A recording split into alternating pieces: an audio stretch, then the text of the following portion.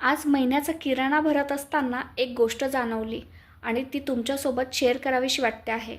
मी कायम तुम्हाला सांगते की माणसाने कंजूसी करावी, बचत करावी, जास्त उधळमानकी करू नये. पण कशामध्ये बचत करावी हे सुद्धा माणसाला कळलं पाहिजे.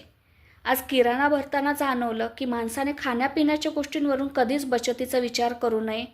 कारण जर आपण खाणं पिणं चांगलं ठेवलं तरच आपली हेल्थही चांगली राहते. आणि सरसलामत तो पगडी 50 हे मी पूर्वीही तुम्हाला सांगितलेलं आहे.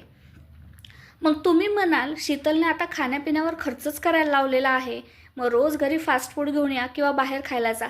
नाही, असंही नाही ना की त्याच्याने आपली हेल्थ खराब होईल. खर्च करा, पण खाण्यापिण्याच्या चांगल्या गोष्टींवर, ज्या हेल्थसाठी चांगल्या आहे अशा गोष्टींवर. आणि मग बचत कुठे करायची? तर हॉटेलिंग, ट्रॅव्हलिंग, कपडे लत्ते ह्या सगळ्या गोष्टींवर बचत करा. म्हणजे